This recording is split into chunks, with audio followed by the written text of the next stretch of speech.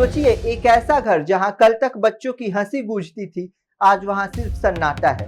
एक ऐसा दरवाजा जो घंटों तक नहीं खुला, और जब खुला तो अंदर का मंजर देखकर पुलिस के भी होश उड़ गए। एक ही परिवार के 5 लोग, 4 लाशें फर्श पर, और परिवार का मुखिया फंदे से लटका हुआ। क्या यह कर्ज के बोझ तले दबे एक परिवार की आखिरी कहानी है, या फिर इस बंद कमरे में कोई ऐसा राज छिपा था जो आज भी पुलिस की जांच का सबसे बड़ा सवाल बना हुआ है। नमस्कार, मैं सिद्धार्थ कुंवर आपका बहुत बहुत स्वागत करता हूं अपने शो क्राइम रूम में।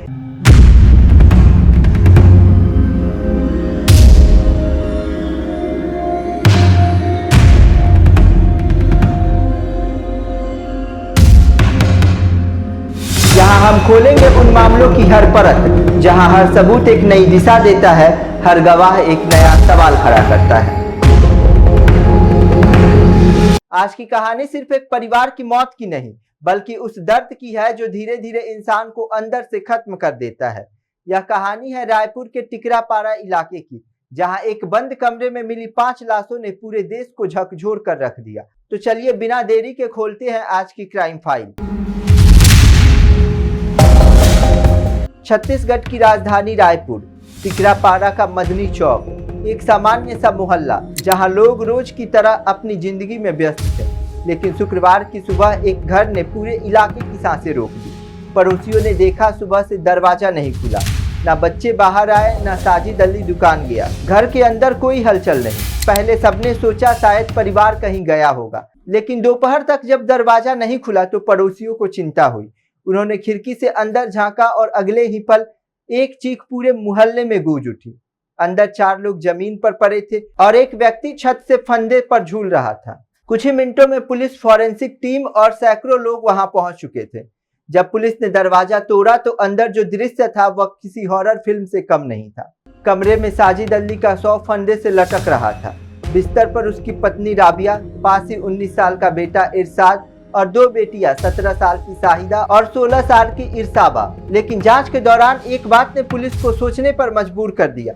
साजिद के अलावा बाकी चारों के मुंह और नाक से सफेद झाग निकल रहा था, यानी मौत का तरीका अलग अलग था। क्या पहले पूरे परिवार को जहर दिया गया था, या सबने खुद जहर खाया? कमरे में मिला ग्लास, बर्तन, मोबाइल और दूसरे सामान को जांच के लिए जब्त कर लिया गया। हर छोटी चीज अब इस केस की सबसे अहम गवाह है।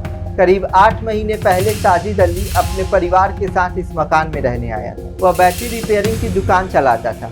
आमदनी ज्यादा नहीं थी, लेकिन जिंदगी किसी तरह चल रही थी। धीरे धीरे काम कम होने लगा। बाजार की मंदी, कमाई में गिरावट और ऊपर से बैंक का कर्जा, EMI भरना मुश्किल हो गया था। पड़ोसियों के मुताबिक अक्सर बैंक के रिकवरी एजेंट घर आते थे, दरवाजे पे खड़े होकर पैसे मांगते थे। कई बार तेज आवाज में बहस भी होती थी। घर के अंदर पति पत्नी के बीच झगड़े बढ़ने लगे।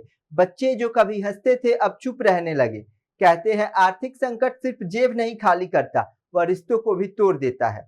और शायद इस परिवार के साथ भी यही हुआ। अब सवाल यह था कि यह हत्या है या सामूहिक आत्महत्या। पुलिस 2 संभावनाओं पर काम कर रही है। पहली, क्या साजिद ने पहले पत्नी और बच्चों को जहर दिया और बाद में खुद फंदे से लटक गया? दूसरी, क्या पूरा परिवार इतना टूट चुका था कि सबने मिलकर मौत को चुन लिया? लेकिन यहाँ एक सवाल और सबको परेशान करता है।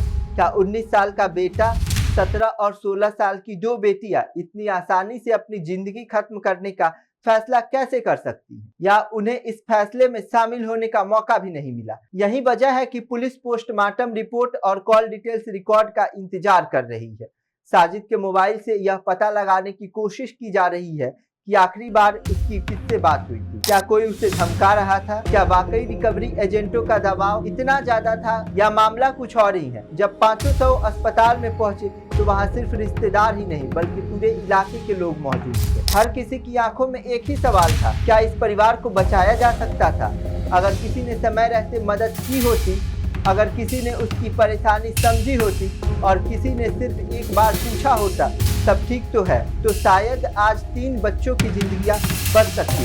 कहते हैं मौत अचानक नहीं आती, लेकिन कई बार उसकी शुरुआत बहुत पहले से हो चुकी होती है। जब इंसान अपनी तकलीफ किसी से कह नहीं पाता, जब कर्ज उम्मीद से बड़ा हो जाता है, और जब समाज सिर्फ तमाशबीन बनकर रह जाता है।